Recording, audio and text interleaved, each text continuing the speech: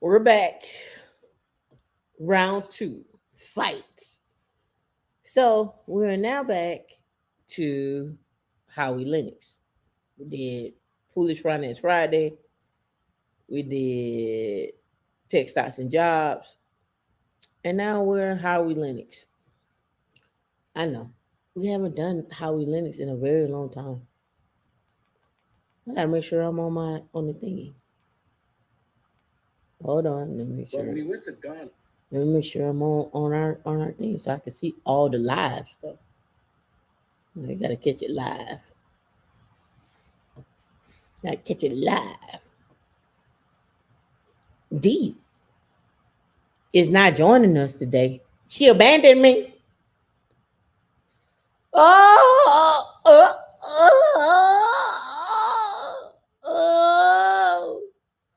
She left me out in the cold.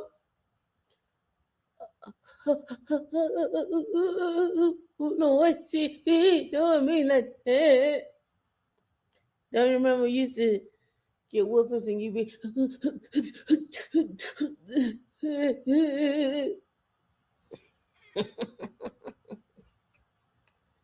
I don't know why she doing me like that. D, we not streaming on Facebook. Oh, you fixing it? Okay.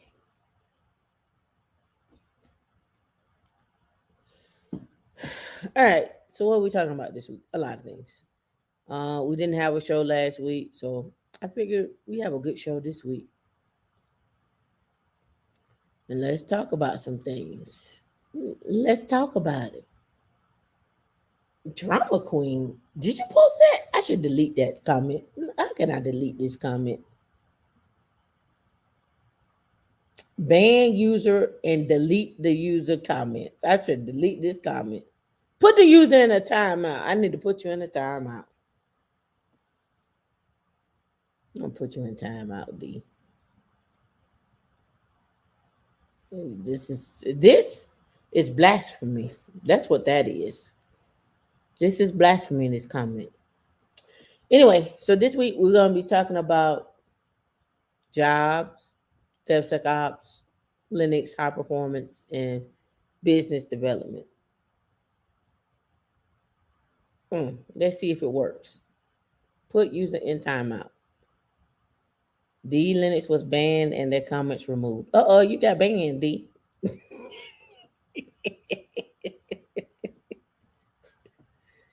D got banned.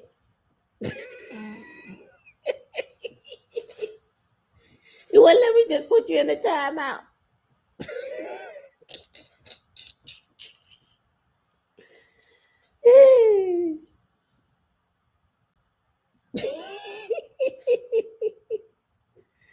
I'll bring her back.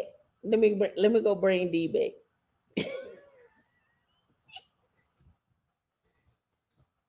She didn't like me. Let me go bring her back. Let me go bring her back.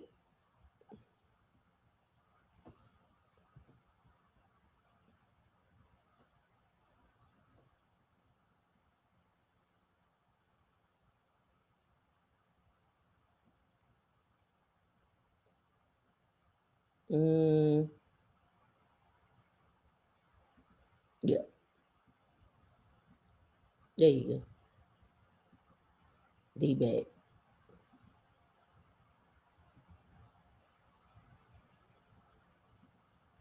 I don't know why. It shouldn't. Free D. I freed her. She should be fine.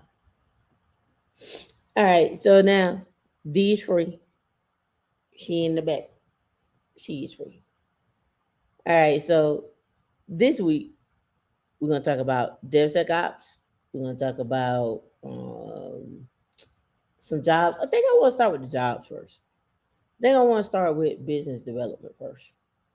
Because I don't think enough people look at business development. So let's talk about business development. All right, business development.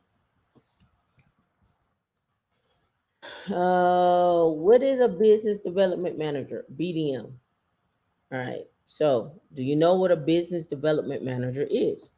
And these are jobs that you all can look up that are tech, I want to say tech adjacent, right? Tech adjacent.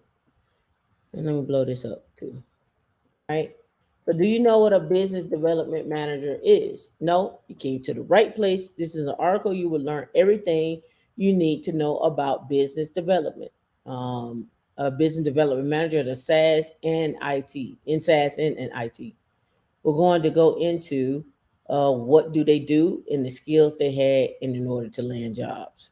All right, so at Wallcase, we have helped hundreds of people land business development jobs at some of the hottest companies: ad tech, fintech, consumer tech, enterprise tech. So keep reading, right? Definition of a business development manager. So, what is a business development manager? Now, this comes into play a lot when you are looking at business development for say government contracting, or working in a startup, or even working at just a regular company, going out getting really leads and so forth. And I got a lot of jobs that I pulled up. All right, first, I think it is helpful to define the terms business development. Business development is the process of bringing in new customers or business lines to help the business grow. Like the name says, you are developing your business. This could mean you need to reach out to prospects by cold calling or emailing to convert them to leads, and then further nurture those leads to make sure they make sure they buy your solution, right? If you're working for a larger company, you will be researching new trends in tech that your company will want to acquire or invest in as ways to bring in additional revenue streams. All these responsibilities fall under the umbrella of business development. So there's two types of business development: building an existing business line, right? A type one of business in development is building up an existing business line by developing leads into customers and maintaining those relationships. This is similar to a business development representative, but more expansive in scope. For business entering a new market, this can be a first hire. They will generate customers that will be passed on to the second hire, which is the customer success manager, so CSM. The difference between business development manager and business representative is that you would need to close sales deals and handle negotiations yourself. You will not pass leads on to account executives or another sales function. Developing new business lines, which is type two, a business development type two of business development is about growing a business by developing new business lines. This is especially common in larger enterprises. You need to follow current trends and technologies, products, and services to find new revenue streams. Then, if you find a new potential revenue stream, you have to decide if you want to build the new business line in-house, acquire an existing company or business unit.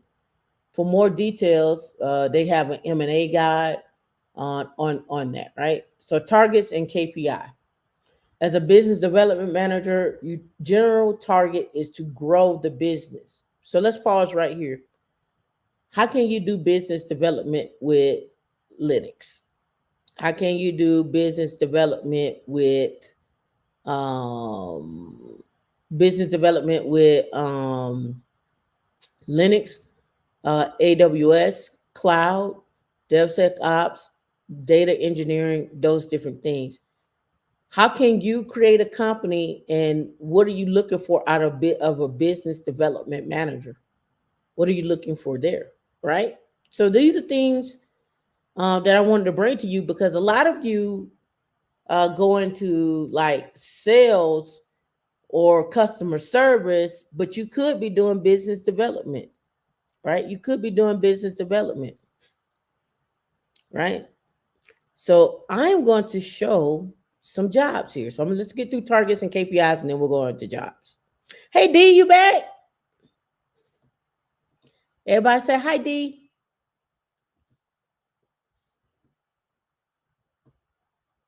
No, no hi, D. Okay, D don't want to say hi to me. That's fine. All right.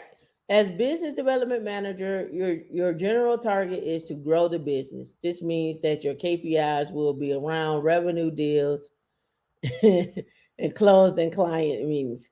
Again, these could be more focused on partnerships or our new revenue streams if you're working at a bigger company, but the overall goal is the same. Develop the business. Required skills in business development. What do you think some of the required skills are? Working as a business development manager means connecting with people. You got to be a people person. Again, you're probably going to have to listen.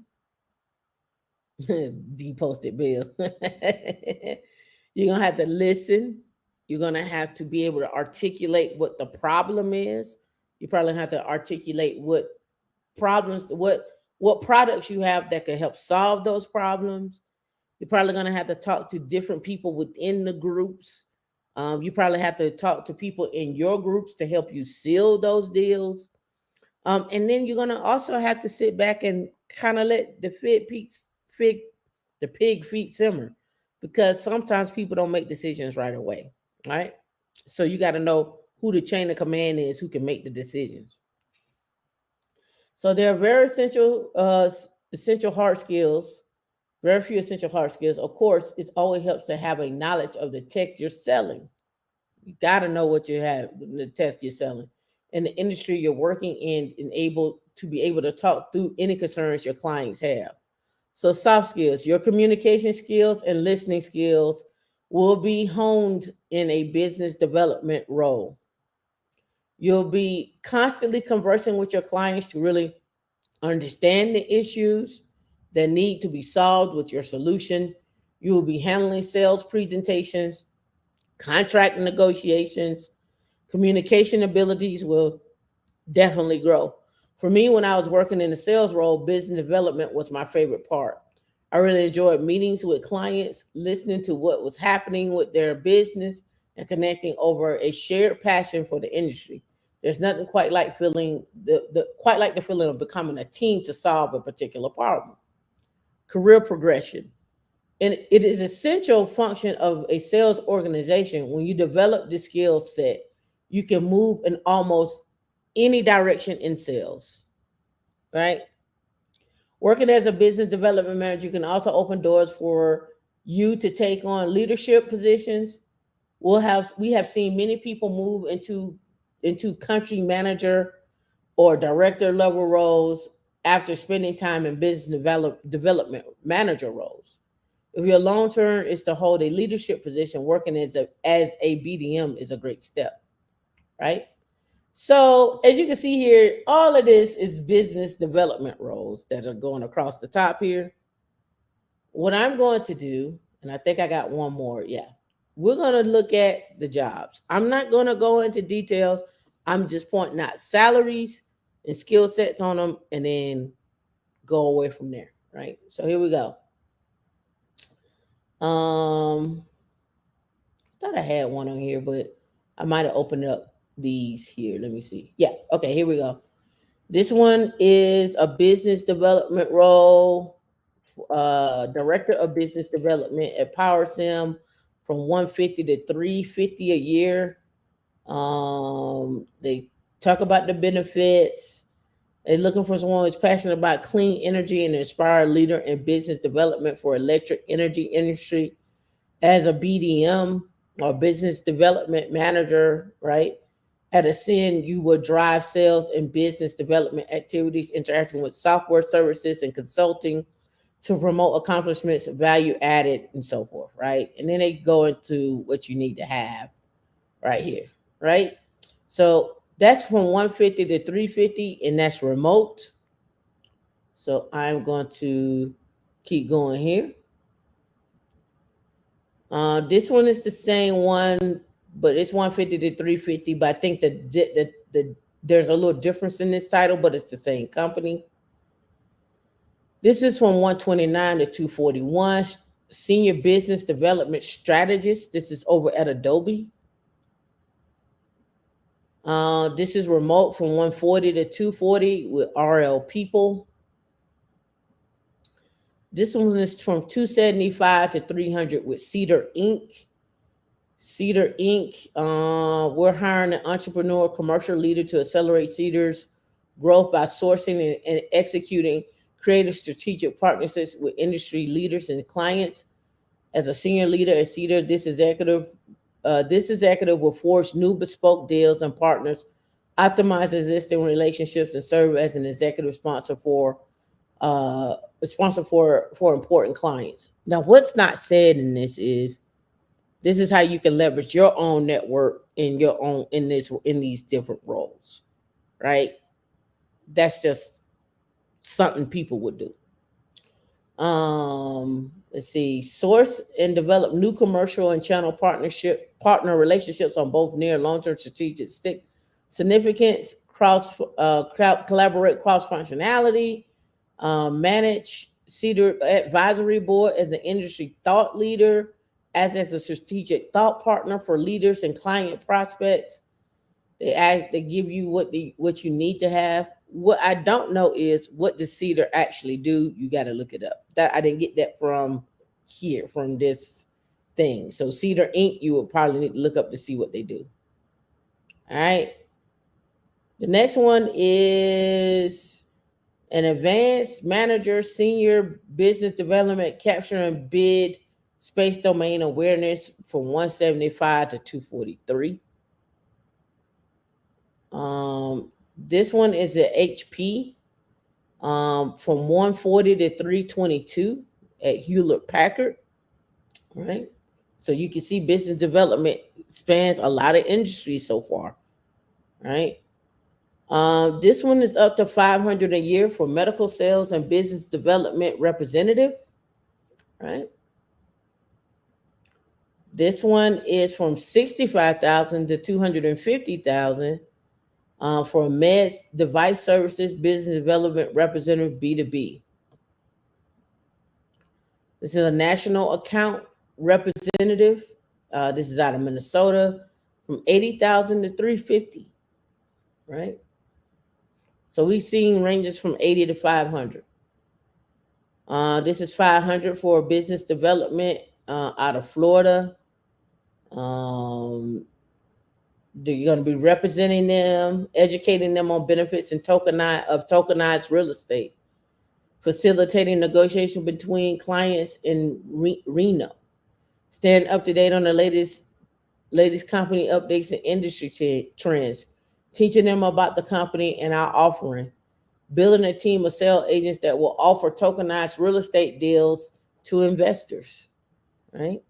So understanding tokens, and knowing in depth about their product, sales minded, great networking skills, high energy. And this is 500,000 a year in Florida. This one was 200 to 263. Head of sales, business development, biologics, and vaccines. 264 to 42. Global head of business development at Azure Cloud Sales. Azure Cloud Sales. I am trying to show you where there are different ones, different industries. We've seen medical, energy. We have seen tech. We have seen biology. We've seen just different industries where BDM, business development manager, can be effective, right? Nothing wrong with that. Nothing wrong with that. Congratulations. Right? Next one up. From 300 to 400. Business development with GGWP. They are a leading gaming-focused SaaS company specializing in comprehensive game modern solutions. Right? So they're a gaming company. Right? This is in Las Vegas, a senior recruiter account manager from 60 to 350. Right? This one is remote, a business development and partnerships from 200 to 250. This one is from $20,000 a month to $50,000 a month as a business development executive. As a business development executive, from 20,000 to 50,000 a month. This one's in Bangalore. This is 172 to 320. Expandium. I'm not sure what they do. They got a company profile right there. This says, are you looking for exciting opportunity to drive growth initiatives for our position, navigation, and timing product line? Right? Position, navigation, and timing product line. And you need a clearance with this one. This one is 500 a year. I guess revenue. It's revenue. That's right. Revenue. Business development executive. This is in Houston.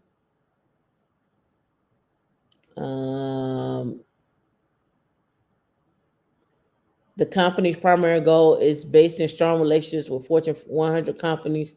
The company's core strategy is continued focus on relationship, business development, and so forth.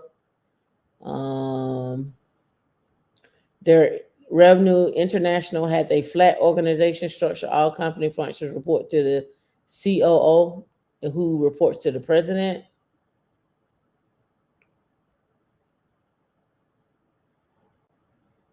Trying to see what they actually do. It's a professional service consulting firm specializing in complementary service from contract compliance reviews, supplier payment, and performance improvement engagements.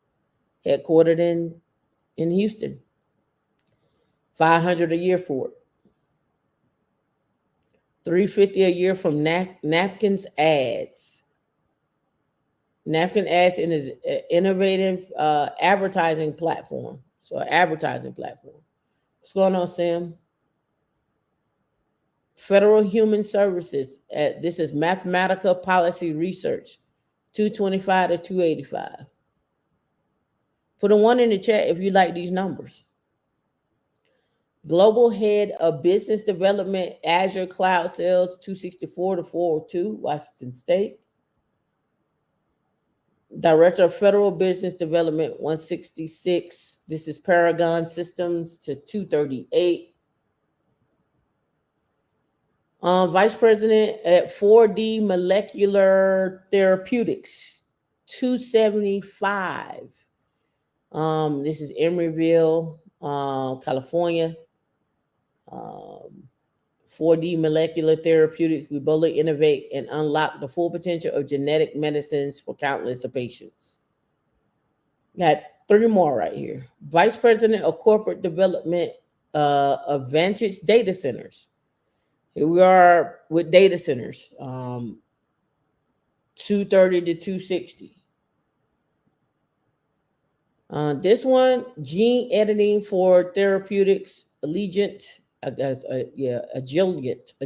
Technologies, 187 to 313. And last but not least, in California, Viant, 225 to 300. You can go back and do probably like BDM and hit find jobs and then just do remote right here. And then I would do something like 200 like this and let it filter out for me. I found 2 jobs right here that are remote that I didn't call out right here. This is in West Virginia.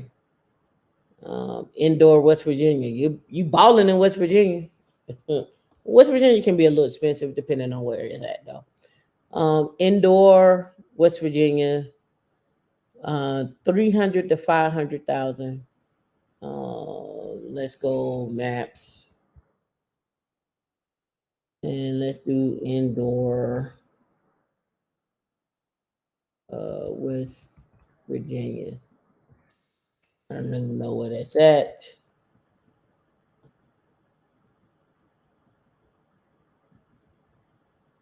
don't know where this is. Indoor, West Virginia. I don't know where that's at. Yeah. At least it's remote. Indoor is an unincorporated part of Clay County. Let's go. Indoor WB.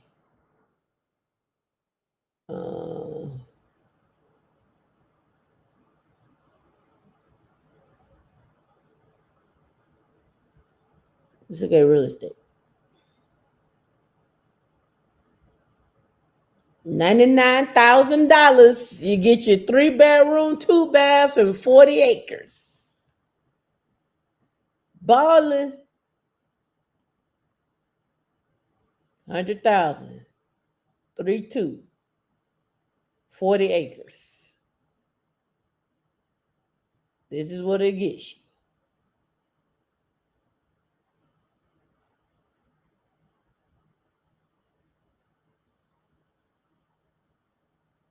I wonder how long it take packages to get there.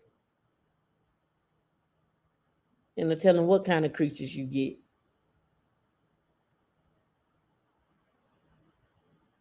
Look like they got a neighbor. That's not a neighbor. That must be something on their property. They ain't a neighbor though. 100,000 gets you 40 acres.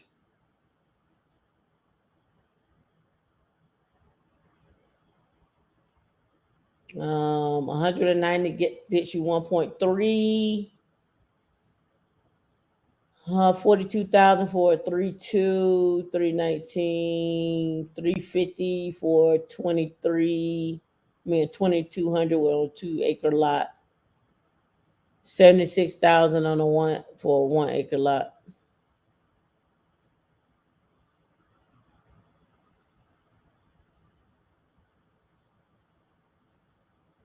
But hey, somebody can get this. Put you some money down. Go out to your area. I'm looking to see if they got the house. That's what I was looking for. I was looking for a house. Like inside the house. That look like a tin roof. Maybe a metal roof. Yeah, they don't have no pictures of inside the house. All right, so there you go. Those are business development jobs. You have an overview of business development. You're asking, what does that have to do with Linux? Well, we saw what it had to do with tech in general. You could be working with a startup. You could be working with an already established company. We looked at the two different ones in terms of two different types of business development. We looked at the career progression as well. So going backwards, I don't know if y'all heard about the 2 Tesla employees that leaked 75,000 workers' information. They figured out who they were. Tesla had determined 2 of his former employers or 2 of his former workers are responsible for a massive data leak that includes personal identifiable information on 75,000 employees. The main filing includes the template letter by Ellen Took, written to send to affected employees in the state. It confirms that Hanselblatt, the German media outlet recipient of 100 gigs of data, had notified Tesla on May 10th that it had received confidential information. The investigation revealed that 2 former employees misappropriated the information in violation of Tesla's IT security and data protection policies and shared it with the media outlet. So this is why y'all need insurance for your companies. He asked that Tesla has filed lawsuits against 2 former employees and had their electronic devices seized. Hanselblatt Blatt promises to protect sensitive data of 75,000 current and former employees as the country's laws require. The news outlet even determined that Tesla CEO Elon Musk's Social Security number was included in 23,000 documents it received. All right. It said what Handelsblatt did let out customer complaints about Tesla's self-driving cars. Let out complaints. It found that the automaker advanced driver assistance system, which aims to achieve autonomous city driving ability, had 240 self-acceleration issues and more than 1,500 braking problems, reported by customers. The occurrences span from 2015 to 2022. This isn't the first time employees have mishandled internal data from Tesla. So, internal data leaked. 75,000 people, including Elon Musk's Social Security number, probably his address or where he lives.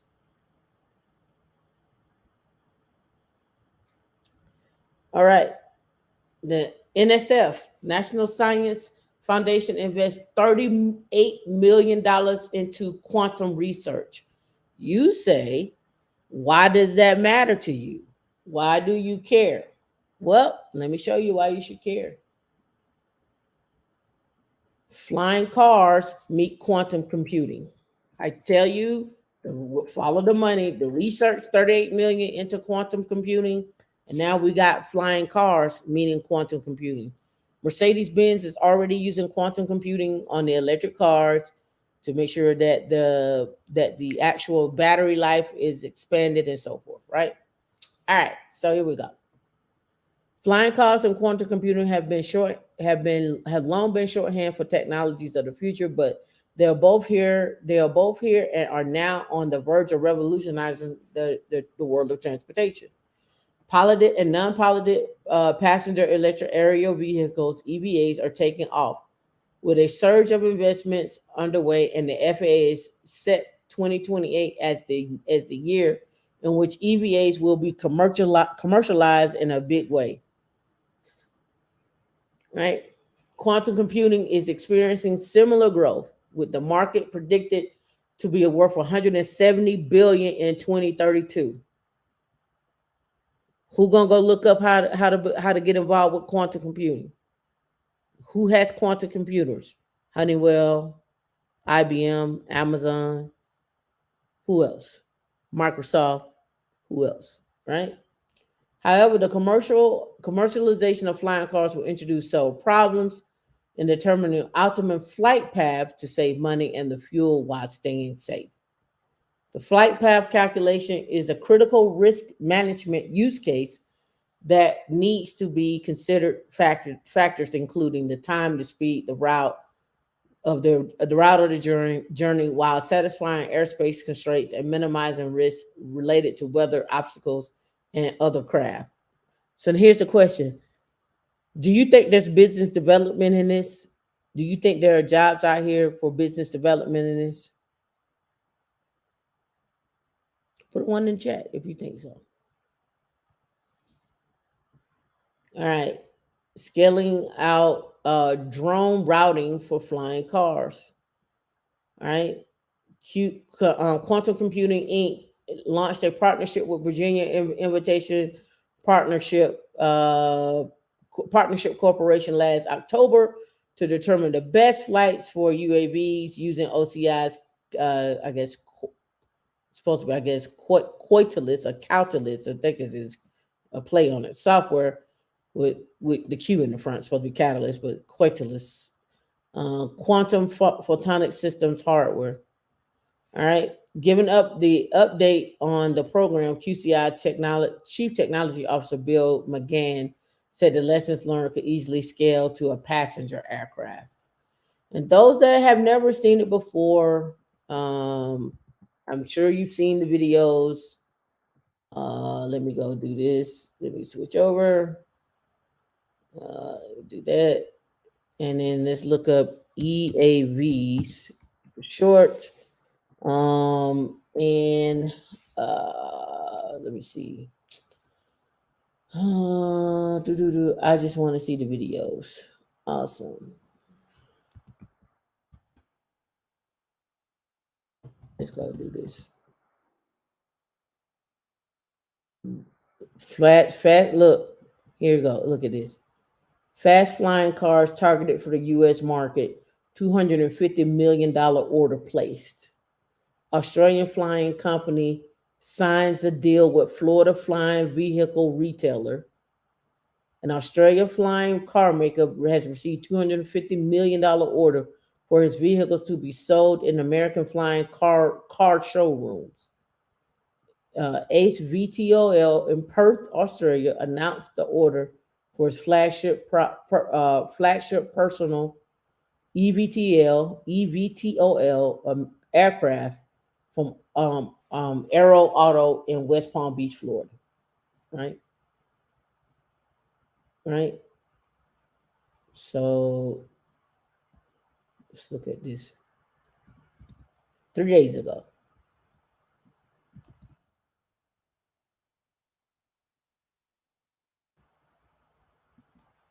No sound. I'm not gonna play no sound. We're just gonna look at it. And they're using Metasploit. This came out this year.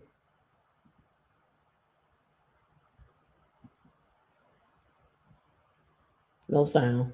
I'm not playing sound. We're just gonna look at the video. So this is seems like what they ordered. AI remote piloted.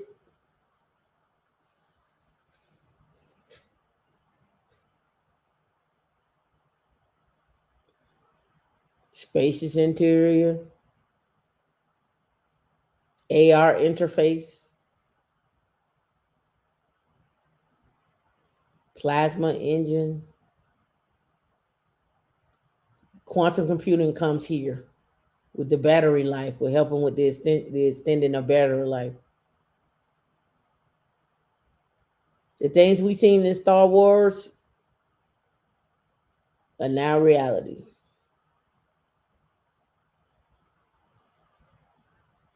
This is what it's gonna look like for you to travel around the different cities. You could go from Orlando to Tampa, from Tampa to Miami, right? Depending on the battery life.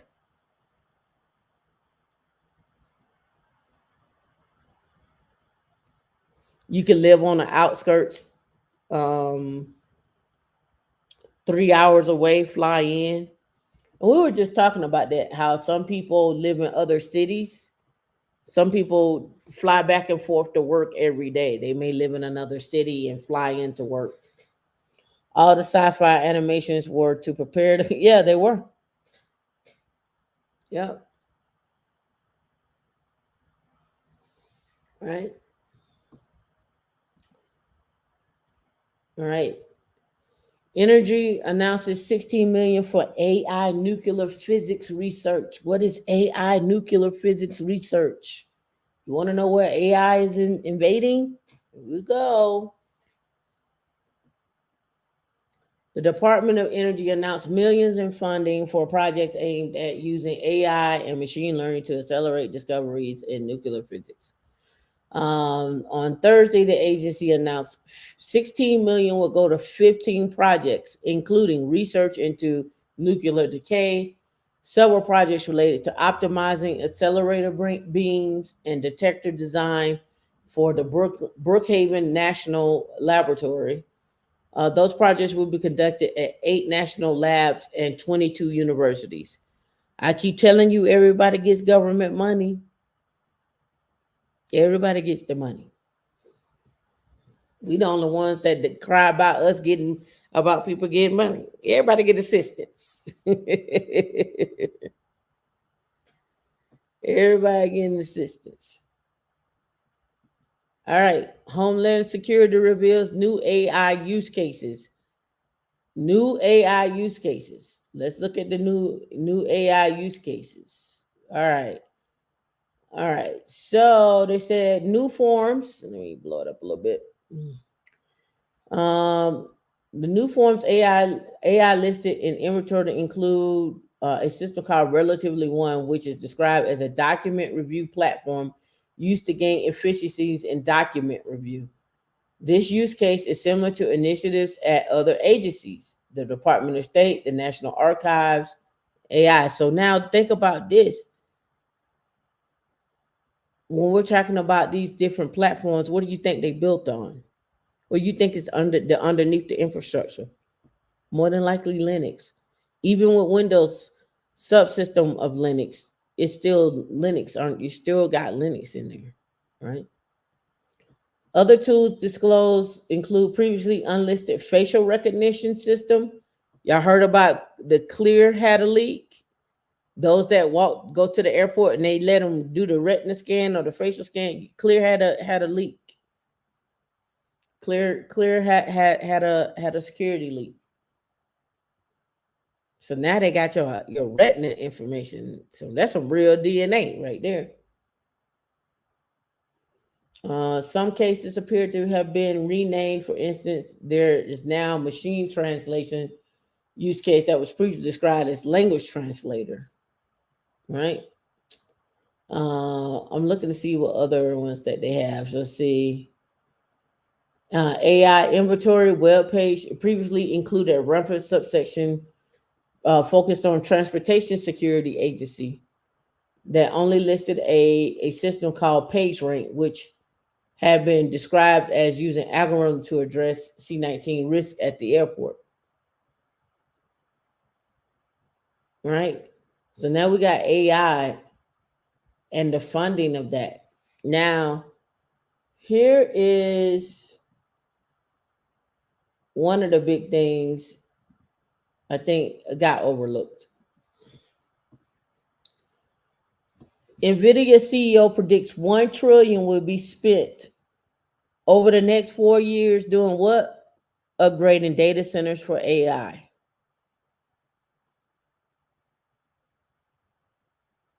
Upgrading data centers for AI. A lot of that money will be spent with companies like Amazon, Google, Microsoft, and Meta. So upgrading data centers. I've been telling you, get into the data centers, right? Again, those data centers got to get upgraded. Projects got to get migrated over and so forth. So data centers and AI. NVIDIA is selling a huge number of very expensive GPUs.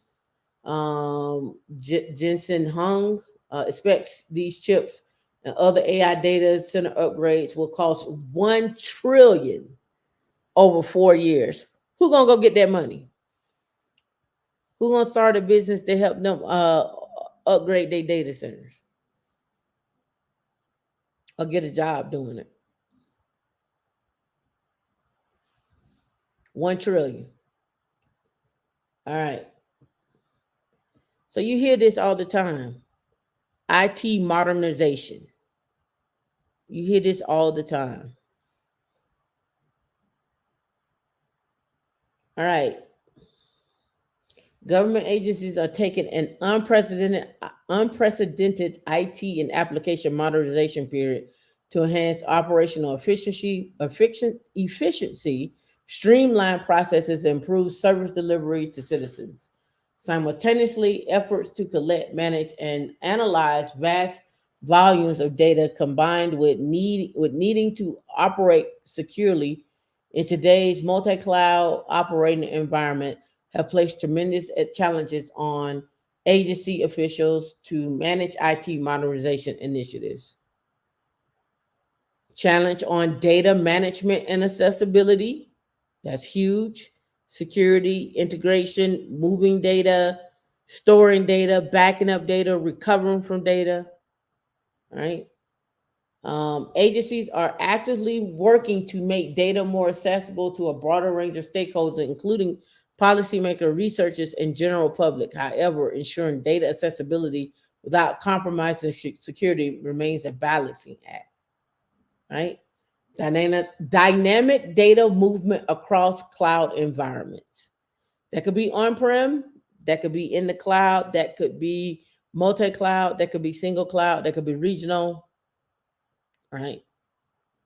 Whatever that looks like. Again, we're talking about how we're moving data and protecting it. Okay, opportunity for modernization efforts. Although there are many moving pieces, the rapidly evolving landscape of technology also presents opportunities for agencies as they seek to adapt to new innovations. Right.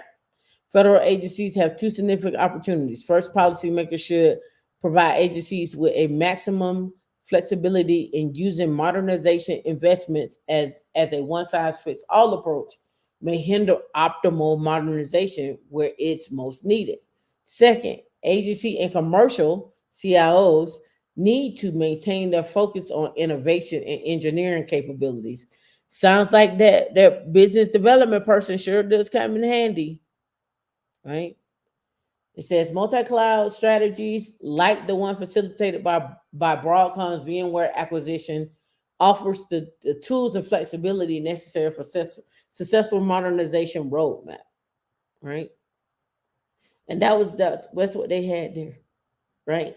So you think about the tools and the actual servers and stuff that you use at your job, and can they be upgraded, and do they need to be upgraded, and what new hardware is coming out, what performs better, the whole nine. So these are things that y'all could be thinking about, but you could be doing that in a data center, or you could be doing business development or what have you, or you could be doing business development for a data center. All right, going backwards. Let's not do that one. Let's do this one. NSA hiring goals for 2024 continue agency aggressive talent push. NSA is looking to hire 3,000 people by the end of this year, but will those aggressive numbers continue as we prepare for FY24? Probably not. Need as many people as we can, right? So they reduce time to hire, a vision for cyber culture. And not only that, the reduced for time to hire should also come with sign-on bonuses as well too, right? It got to be appealing because the young crowd don't want to work for the government. Not all, but majority of them don't want the whole background check, the whole check on everything. Most people don't want that. All right. All right. DevSecOps. So I'll go here, and then we'll go into DevSecOps. All right. So DevOps brings the software development team, and operations together to shorten the development cycles, allow organizations to be agile. We talked about this, and maintain the pace of innovation while taking advantage of cloud native technology. Those that have been on our Wednesday show, we talked about being cloud native. What does that look like as well? So here it is again, coming back up. All right. So they did a virtual workshop in January on improving the security of DevOps practices. You can access the workshop and the recordings here. Let's go there. And it also says a second virtual workshop was held September 2022. And so here is that. So now let's look at these workshops.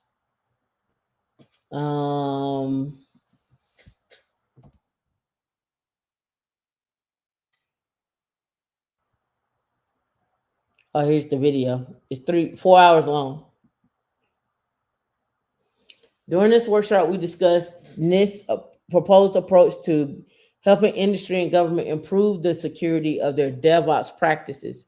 NIST solicited proposed approaches from preparing an organization and heard from the community about DevSecOps related topics that NIST could tackle. The findings from the workshop will inform NIST in the creation of new applied guidance to help fill in any gaps. And there's a lot of gaps. So DevSecOps, right? So here's a workshop. There's a presentation with its slides and so forth. And this is the NCCOE DevSecOps workshop. That was held on the 19th of 2022. But they have their labs here that you can pretty much go through as well too, right? Post workshop materials, right? All right. I'm gonna wait for this one. But here's how VMware views DevSecOps too. They use Tanzu, but I hear a lot of people moving from Tanzu. They're not feeling it. What are the benefits of DevSecOps? I don't want to read all this. I'm actually going to give y'all this link so you can go over it. But know that DevSecOps doesn't just exist in the cloud, it also exists on prem too. It says, hold on. Frank, you say, how much experience do you want this time? 10 years or 20 years? I'm not sure what you're referring to. All right. Okay. I wanted to talk a little bit more back about security, but I think I'm going to skip host-based security versus network-based security and go over here to containers. So a lot of you work with cloud native products. A lot of you want to be cloud native in your companies that you work for. They keep talking about it. They keep talking about container security. They keep talking about how the pipeline and so forth and so on, right? But I just want to point out some stuff here. In this article, we'll delve into best practices, tips, tricks for securing your containers and Kubernetes cluster with some configuration examples. What is container security? So container security refers to the practice of securing the containerized applications and the infrastructure that supports them. Due to the ephemeral nature of containers and the dynamic deployments and scaling, container security measures should be automated and baked into every stage of the software development lifecycle, SDLC, right? So container security components, architecture components, and let me blow that up some. I guess I'll remove myself here.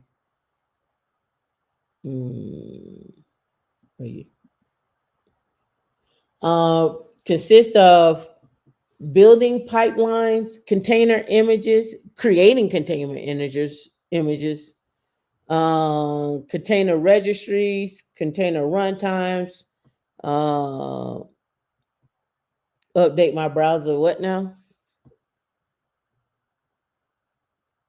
22 lights. Oh, got you.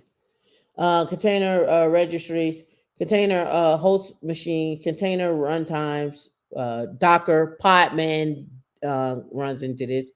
Container platforms and orchestrators, Nomad, Kubernetes, and then applications. Now, so containers, security challenges and risk. All right. So, what are the challenges and risks? Right. As any technology, there are potential security risks associated with use of containers. Some of y'all pull containers from different registries. You don't know what's in them. You don't do security scans on them. Just introducing vulnerabilities even to your own personal desktop. You're introducing them to your own personal desktop, right? Securing your container runtime environment is essential for ensuring the security of your containerized applications. Out of the box, deployments are not secure by default, and hardening your deployment can be complex. Taking a holistic approach and implementing the recommendations detailed below will help you will detail below will possibly where possible will harden our deployment and give you a much better overall security posture. So let's go into it. So here, use trusted base images, create your own images. Learn how to do that. Keep images up to date. No known vulnerabilities, continuous scans, continuous fresh images. Reduce the attack surface. Limit the container privileges. You don't need root. You don't need, as they say, ruts in the container. Implement access controls. Scan images for vulnerabilities. Implement network security. And that's kind of what I was getting into, host-based security, network-based security there on the other one. Monitor container activity and train your team. Right? And here they go into a little bit more about trust-based images. I'm not going to dive off into it. I'm going to give it to you all for your own edification. I'm going to post this in Slack, and I'll put this in, let's see. I think there's a container thing in there. Let's look. I may put it in. No, there's no container. I thought it was one for Kubernetes. Yep, it's one for Kubernetes. We'll drop it in Kubernetes. I'll read about that there. All right. So we talked about all this other stuff. Let's get down to the nit and the grit that I really wanted to talk about. We did the DevSecOps workshop. We talked about NIST here. Here's NIST again, an overview of DevSecOps, their workshop that they had and so forth. All right, but now let's talk about this. This is what it all get down to. I'm not gonna read all of this. Let me see. It's only 1 minute. We may come back to it. All right. Remember I talked about high performing teams and low performing teams in the DORA report? All right. Remember I talked about that?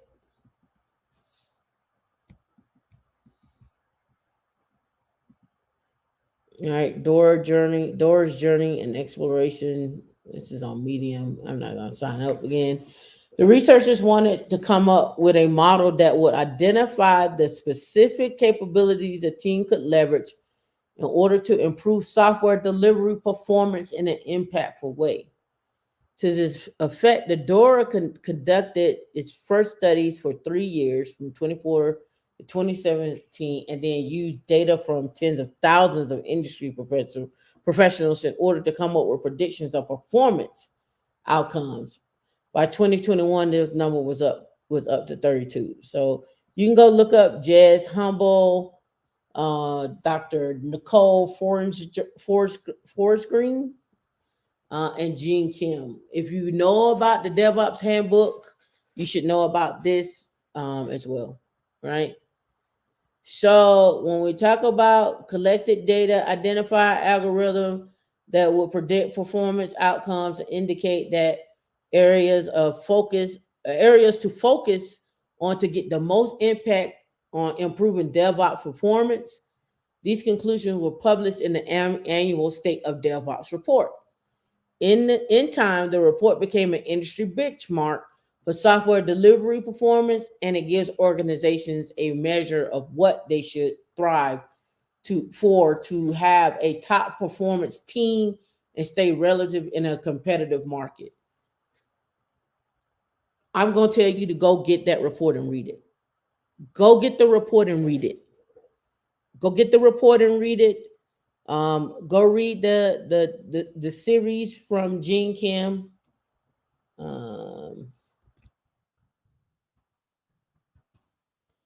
So here we go. The Phoenix project is the first one you start with. I think it goes the Phoenix project, and then does it go the DevOps project handbook, and then the Unicorn project. I think that's the way it goes. But also get the book Accelerate too. Get that. These are book recommendations. These are things that in fact, we should even do a book review on these. We should sit down and do like a book. You can also get this on audio. You can get this on audio. But the reason why I'm telling you to read these things is because on high performance teams, that the jobs that are paying the 3, the 4, the 5, the 6, the 700,000, they're going to use this as a guide.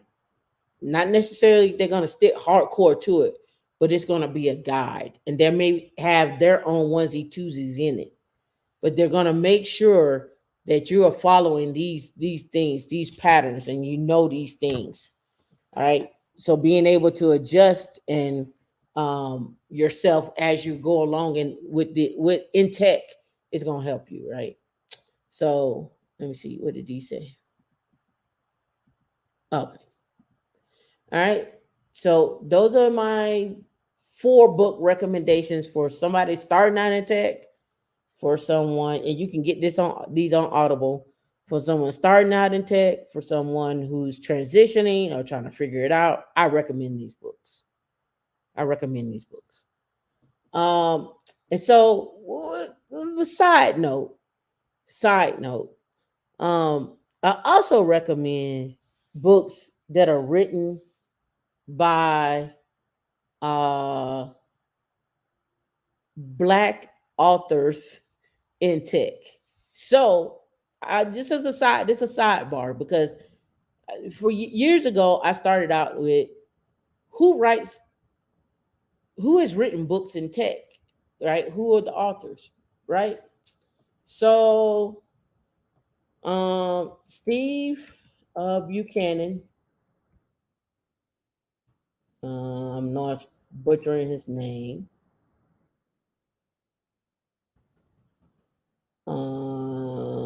Azure has written several books, and he's does stuff for um Pluralsight. So here's Steve. All right, Steve Buchanan. You can catch his blog. He's been on the show before. He's a friend. You can check him out. Principal program manager at Microsoft. Let me, I'll get that later. Let me see if he got a listing of his books.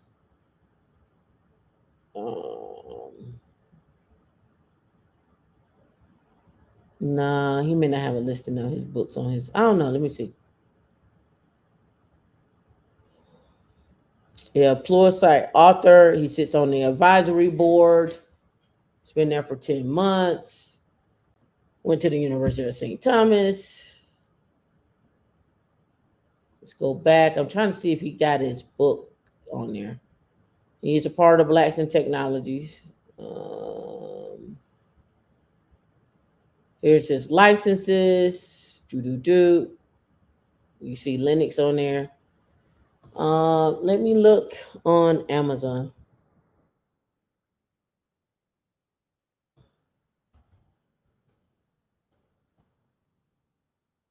No, I'm spelling his name wrong. Buchban.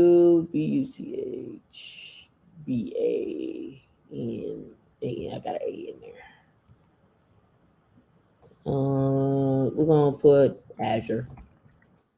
We're just gonna put Azure. Okay. So here's one he did in 2021. Azure Arc enabled Kubernetes and servers. Introducing Azure and Kubernetes service. Microsoft Hybrid Cloud. He did this back in 2017. Microsoft Azure Fundamental Certification and Beyond. I think he probably had a hand in this. I don't think that's his book. I think he had a hand in it though. Maybe he co-authored that book as well too. But again, go check out Steve Buchanan. Okay, of course, check out Kelsey Hightower. I think you all know who Kelsey is at this point. Go check out him on Twitter, LinkedIn, so forth and so on. Tell him Tamika sent you. He's a distinguished developer advocate. I think he retired as well, right here. Somebody talked about Kelsey retiring. Top engineer Kelsey announces his retirement. 5 things you need to know. He is He's did 25 years. He worked at CoreOS. He's worked at Google the last few years. Um, do, do, do, uh, Today I'm announcing my retirement from Google. Even the best rides come to an end as I turn. Yay. And pop up. As I where was it? As I turn the page on this chapter, I realize I've spent 25 years learning how to work. I hope to spend the rest of my life learning how to live. He was at Google. Here's career, Kubernetes. After earning his CompTIA A plus certification in 19, landed a job at Bell South. From Atlanta, installing DSL service. DSL, which stands for Digital Subscriber Line, is one of the most common internet types. Hightower worked at Bell South for several years, before beginning his own IT consultancy. He also worked briefly as a technician at Google, then at Total Systems, working at a Portland startup, Monsoon Commerce. He wrote ConfD, his first open source project. Let me see if they got more information. Google Diversity. He worked at Google Executive Ranks. And Tech Diversity. So if you don't know who Kelsey is, you should know. If you never heard of Kubernetes the hard way, um, you should know who Kelsey is. So here's the GitHub repo. He updated May 21st. I'm sure there's been more updates, but there's been some spinoffs. In fact, Cloud Academy actually turned it into a course. Several people have turned this into a course. It's open source. You can do whatever you want. Another one, D, what is old girl name from New Orleans? What's her name? She just went to Africa.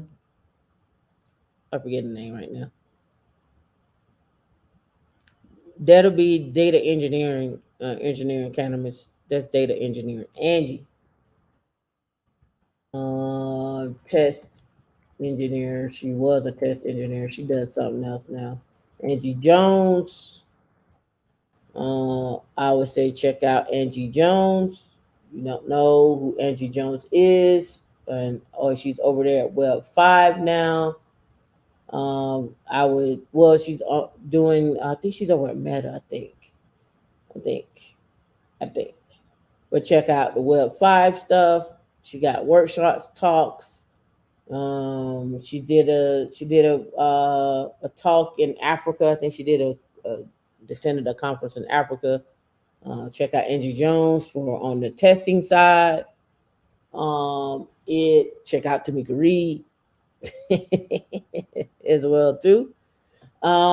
Check out Michael Jenkins. The reason why I type Michael Jenkins is because Michael Jenkins actually is the one that wrote the actual class over at LinkedIn on Jenkins. He wrote that class on LinkedIn on Jenkins. Let me see if I can. That's not him. Let me see if I can find Michael Jenkins LinkedIn Jenkins class. Learning Jenkins online.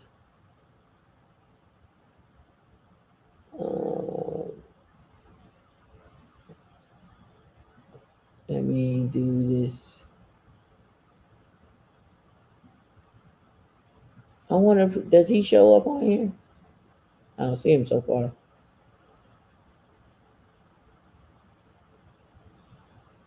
Is this his?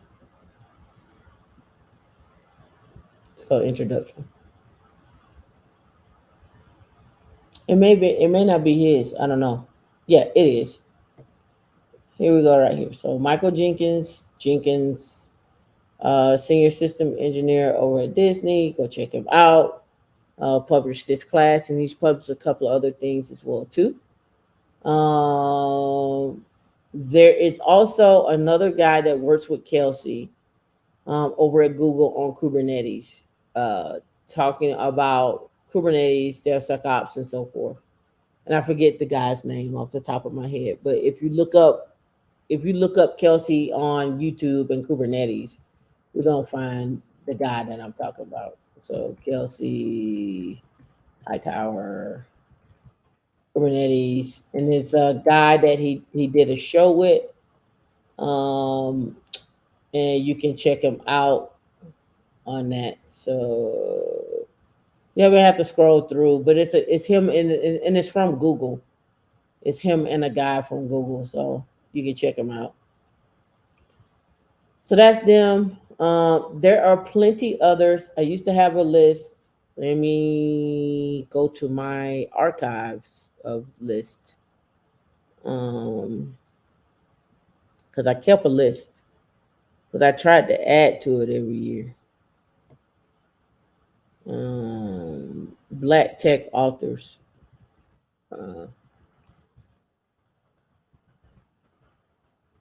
may have to start another one.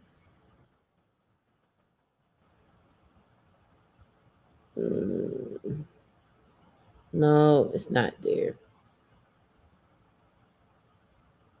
Yeah, so it's Kubernetes the hard way was his. That's how everybody got started on it. Let me see here.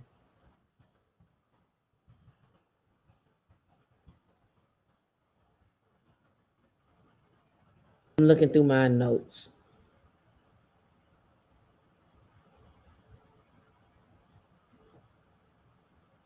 I talked about this in 2017. I'm just going through my stuff that I have.